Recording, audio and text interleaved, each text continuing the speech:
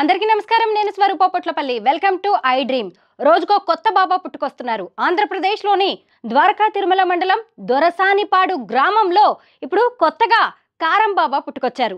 ఆయన ట్రెండింగ్ లో కూడా వచ్చేశారు. ఇంతకీ ఈ కారం బాబా ఎవరు అంటే ప్రత్యంగిరా దేవి ఉపాసకులు. ఆయన అమ్మవారి ఆవాహనలో ఉన్నారు. ఆయన కొద్ది రోజుల క్రితం కారంతో అభిషేకం చేయించుకున్నారు. మనం సాధారణంగా జలాభిషేకం వింటాం, క్షీరాభిషేకం వింటాము, పంచామృతాభిషేకం వింటాం. కానీ ఈ కారాభిషేకం ఏంటి అనేది కొత్తగా అనిపించింది. కారాభిషేకం అంటే మరేమీ కాదు, కారంతో ఆయన ఒంటి మీద అభిషేకం చేస్తుంటారు భక్తులు. ఆయనేమో ధ్యానముద్రలో తపస్సులో కళ్ళు మూసుకొని కూర్చుంటే భక్తులు వచ్చేసి ఎంతో భక్తి శ్రద్ధలతో ఆయన మీద కారం పొడి చల్లుతూ ఉంటారు. ఇలా ఆయన దొరసానిపాడులో 2 ఏళ్లుగా చేస్తున్నట్టుగా తెలుస్తోంది. శ్రీ శివ దత్తాత్రేయ ఆశ్రమం అనేది అక్కడ ఏర్పాటు చేయడం అనేది జరిగింది. ఈ శివబాబా శివస్వామి అనే వ్యక్తి కాశీలో ఉంటారు. అప్పుడప్పుడు ఈ ఆశ్రమానికి వచ్చి వెళ్తూ ఉంటారు. అప్పుడు ప్రత్యేకమైన పూజలు హోమాలు చేస్తూ ఉంటారు. అయితే కొద్ది రోజుల క్రితం అంటే ఇటీవలి కాలంలో ఆయన చేసిన ఈ కారాభిషేకం పూజ అనేది మాత్రం ఇప్పుడు ప్రత్యేకంగా నిలుస్తోంది. అసలు ముందు ఈ కారాభిషేకం ఎలా జరిగిందో ఇప్పుడు చూద్దాం. కారం బాబా విశిష్టత కూడా తెలుసుకుందాం. కారానికి ప్రత్యంగిర అమ్మవారికి ఉన్న అనుబంధం ఏంటి, అవినాభావ సంబంధం ఏంటో కూడా నేను తర్వాత చెప్తాను. ముందుగా ఈ విజువల్స్ చూద్దాం.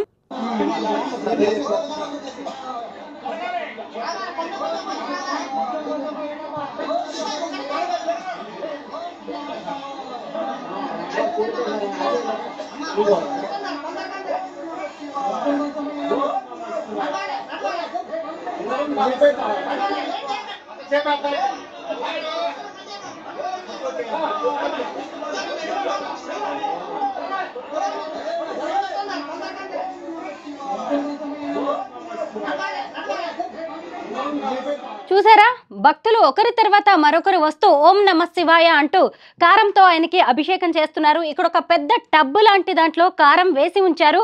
ఆ కారం వేసి ఉంచిన తర్వాత ఆ కారంతో భక్తులు ఆ శివస్వామికి పూజ చేయడం అనేది, అభిషేకం చేయడం అనేది జరుగుతుంది.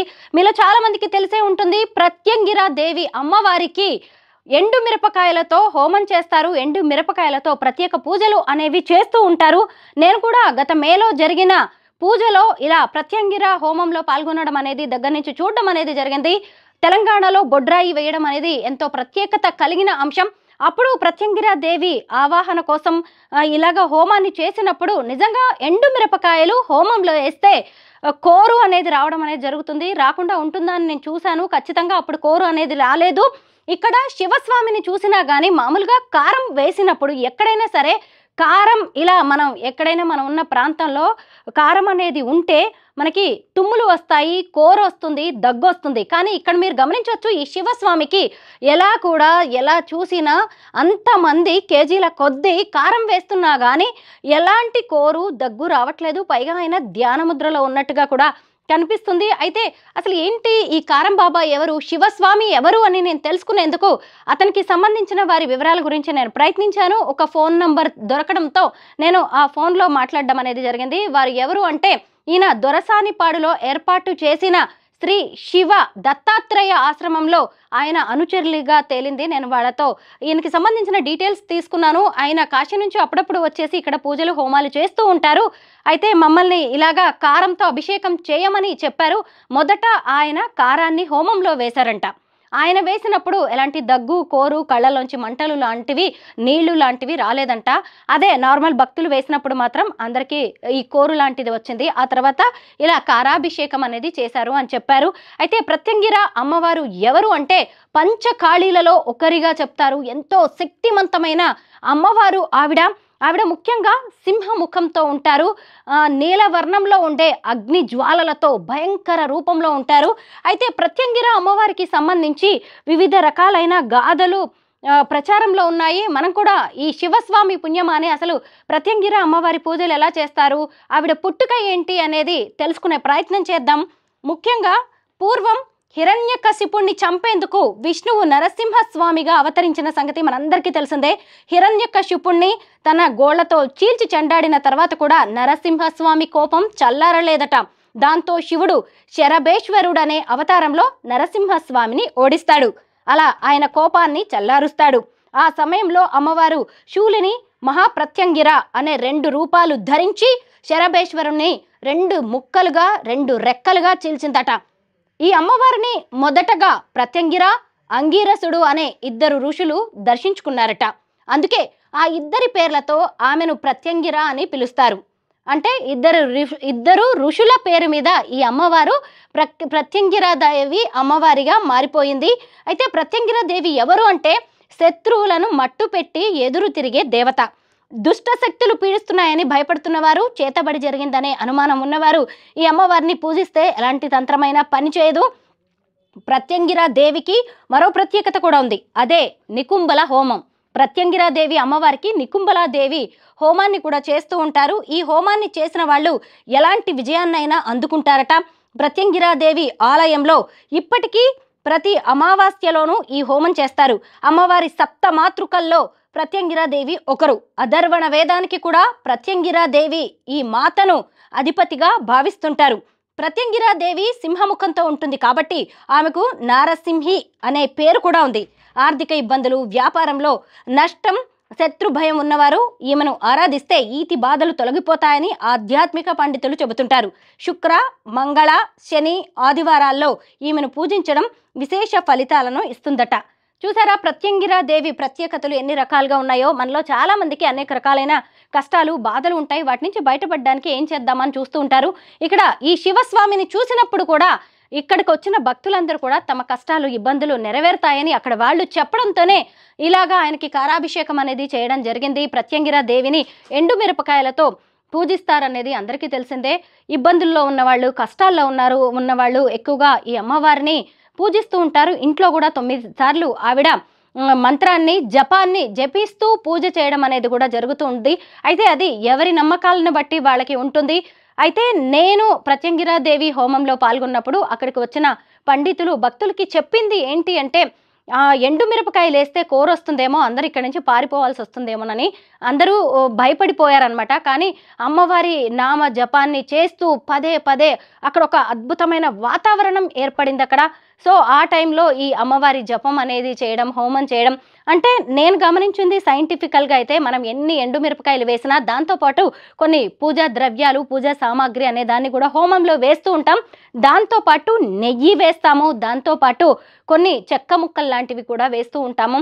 ఆ నెయ్యి అలాంటి వాటి వల్ల కూడా పెద్దగా సైంటిఫికల్గా చూసినప్పుడు ఈ కోరు లాంటిది రాదేమో అనిపించింది.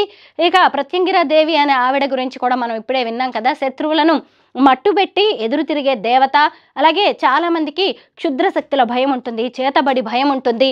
మా మీద ఎవరో తాంత్రిక విద్యల్ని, తాంత్రిక శక్తుల్ని ప్రయోగిస్తున్నారని భయపడే వాళ్ళు ఎక్కువగా ఈ ప్రత్యంగిరాదేవిని పూజించడం అనేది కూడా జరుగుతూ ఉంటుంది. ముఖ్యంగా ఆవిడికి హోమాలు చేసి ఆవిడ్ని శాంతింపజేయడం అనేది అందులో భాగంగానే ఇలా ఎండు మిరపకాయలతో చేస్తూ ఉంటారు. మొత్తానికి ఈ శివస్వామి అనే వ్యక్తి మాత్రం ఇప్పుడు విపరీతంగా ట్రెండింగ్లోకి వచ్చాడు. మళ్ళొక్కసారి చూద్దాం ఇతని విజువల్స్.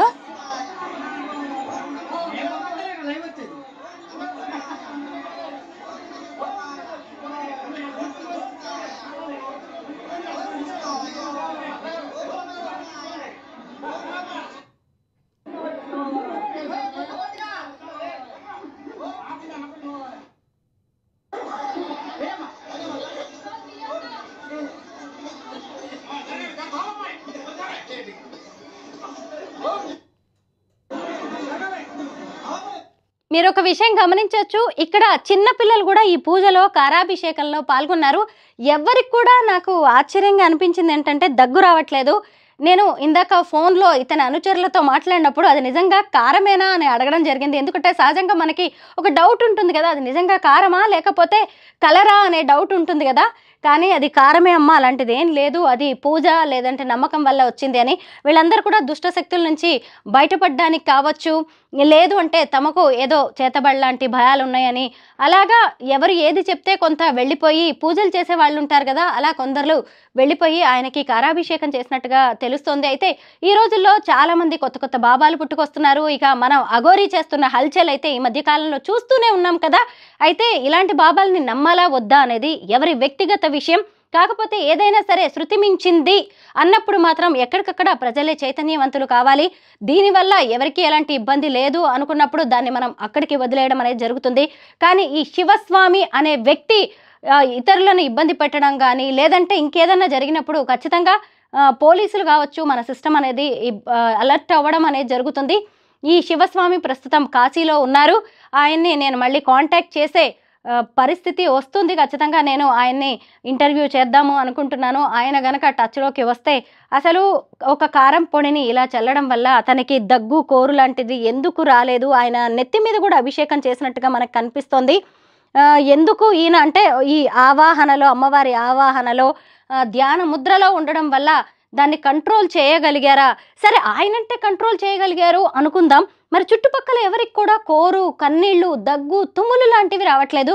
అదే కొంచెం ఆశ్చర్యంగా ఉంది. బట్ అక్కడ వాళ్ళు మాత్రం, ఆయన ఆశ్రమ నిర్వాహకులు మాత్రం అలాంటిదేం లేదు, కలర్ అలాంటిదేం లేదు, ఖచ్చితంగా ఇది కారమేనని చెప్తున్నారు. అయితే ఈ శ్రీ శివ దత్తాత్రేయ ఆశ్రమంలో ఏం జరుగుతుంటుంది, ఎలాంటి పూజలు చేస్తూ ఉంటారు అంటే ఇక్కడ జస్ట్ గోశాల ఉంటుంది. అప్పుడప్పుడు శివస్వామి వచ్చి పూజలు చేసి వెళ్తూ ఉంటారు. అంతకు మించి ఇంకేమీ లేదు. ఆయన ఎక్కడి వారో, ఆయన పూర్వపరాలు ఏంటో తమకు కూడా తెలియదు అని వాళ్ళు చెప్పడం అనేది జరిగింది.